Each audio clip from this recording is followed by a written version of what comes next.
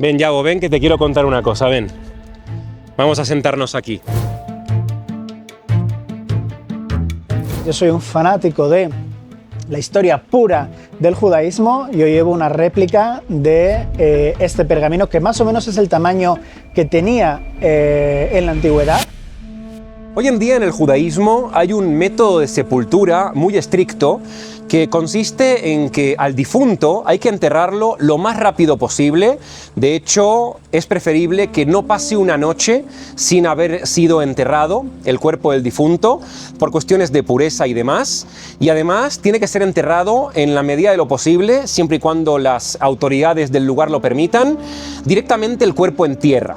Esto en Israel se cumple a rajatabla. Sin embargo, no siempre en la historia el método de sepultura del judaísmo fue el mismo. Y de hecho, si apretamos el botón de la máquina del tiempo y nos vamos, por ejemplo, a hace 3000 años, cuando estaba comenzando esto que luego va a dar origen a lo que hoy llamamos judaísmo, los judíos de esa época, o los miembros del pueblo de Israel de esa época, enterraban de forma diferente. Y aquí, en este lugar de Jerusalén, en una de las colinas de Jerusalén, lejos de la ciudad vieja de Jerusalén, en un lugar llamado Katef Hinnom, tenemos un cementerio de hace nada más y nada menos que 2600 años, con cuevas mortuorias en donde los judíos de esa época enterraban a sus seres queridos. Y aquí podemos ver cómo el método de sepultura de esa época, de hace 2600 años, era muy diferente al método de sepultura de la actualidad. Toda esta zona que vemos aquí excavada en la roca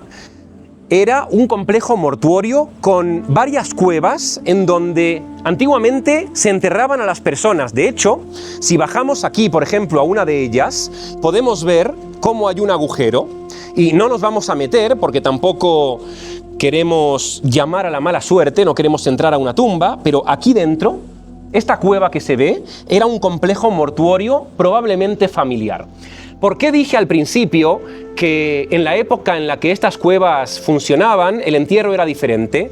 Porque hoy, como dije, hay que enterrar al difunto directamente en tierra y lo más rápido posible. En la época del primer templo era diferente. Aquí vemos todo un complejo dedicado al funeral del difunto desde el momento en el que el difunto muere. Ahora miren, aquí hay algo que llama mucho la atención, que son estos orificios excavados directamente en la piedra. Podemos ver aquí 1, 2, 3 y 4.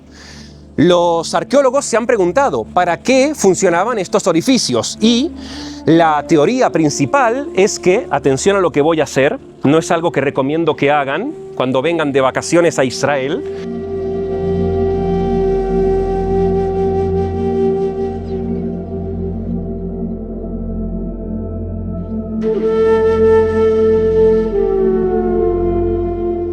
¿Qué significa? Significa que en ese lugar depositaban los cuerpos. ¿Hasta cuándo? Hasta que el cuerpo se descomponía y quedaba solamente la parte ósea, quedaban solamente los huesos. ¿Qué hacían con los huesos? ¿Se acuerdan de la cueva? Volvamos a ver la cueva. Seguramente estoy manchado, pero no pasa nada. No miren eso. Una vez quedaban solamente los huesos, venían los familiares, recopilaban los huesos y los depositaban en esta cueva. Esto en hebreo se ha llamado Maasefá. Maasefá viene del verbo lesof, que significa agregar o compilar o agrupar. ¿Por qué? Porque todos los huesos se colocaban juntos.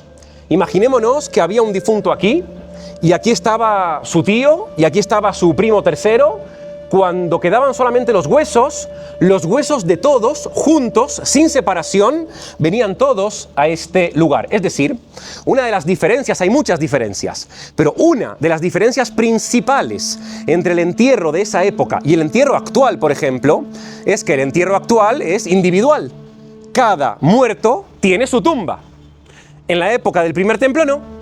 El entierro era colectivo, las cuevas mortuorias eran familiares y en una misma cueva podíamos encontrar huesos de varios miembros de una misma familia, cosa que hoy en día no se aplica. Hoy en día se entierra de forma diferente. Podemos ver cómo el judaísmo ha ido evolucionando a lo largo de los siglos y milenios y aquí tenemos una prueba arqueológica de este fenómeno tan interesante. Pero una de las cosas por las que este lugar, además de por lo que acabamos de contar, es famoso, además de por las tumbas que vimos recién, es porque aquí se encontró un hallazgo arqueológico súper importante y súper significativo para el entendimiento de los estudios bíblicos y también de la historia del antiguo Israel. Estoy aquí, ya lo conocen, con mi amigo David Llavo, que él nos va a contar en qué consiste ese hallazgo arqueológico. Exacto, el hallazgo arqueológico al que te refieres se encontró en una de estas cuevas y es muy significativo porque además de pertenecer a la misma época de estas tumbas, siglo VII antes de la Era Común,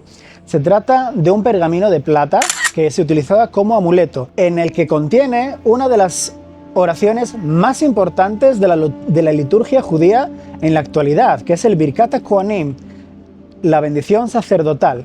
¿Y por qué es importante? Porque acontece en una época en la cual el rey Josías decide reestructurar completamente el judaísmo, decide eliminar todos los altares que no sea el de Jerusalén, es decir, todos los que había en el sur de Judea, como Beersheba, etcétera, decide eliminar todos los altares, además las estatuillas que cada israelita o judaíta tenía en sus casas, porque necesita que el judaísmo sea absolutamente monoteísta, ya que hasta la fecha no era exactamente 100% monoteísta, y el ser humano, por excelencia, necesita tocar cosas, necesita tocar a Dios, digámoslo así. Y de repente nos encontramos en un momento de la historia en el que no tenemos una figurilla, no tenemos nada salvo la fe o las palabras. Entonces viene algo revolucionario, que es la palabra escrita. De ahí que salgan amuletos, que salgan libros o pergaminos en los que contienen las palabras de Dios y, lo más importante, el nombre de Dios, que en este caso, en el Birkat Kohanim, figura en 2 ocasiones.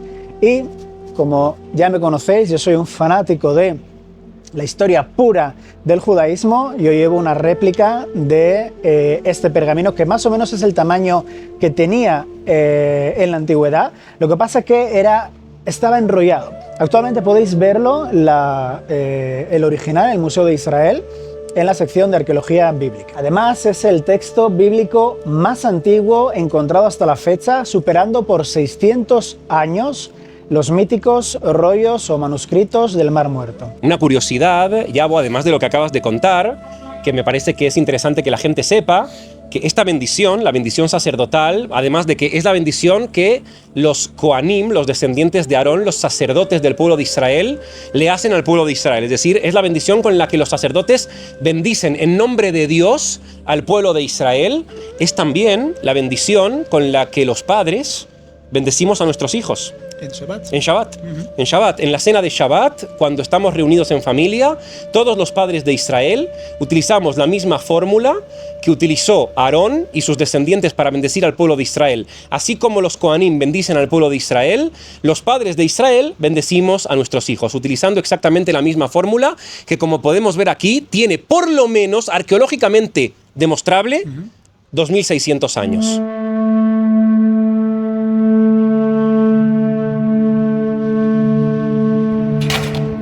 Desde aquí se abre un camino, como pudieron ver, abrimos la puerta porque hay un sendero muy bonito, como pueden ver también, por la naturaleza, que nos lleva a un lugar bastante tenebroso aquí en Jerusalén, pero que está íntimamente conectado con la historia que acabamos de ver en esas cuevas, vinculada sobre todo al amuleto que Llavo nos acaba de contar. ¿Qué será? Llavo, ¿a dónde estamos yendo? Pues aprovechando el calor que estamos pasando.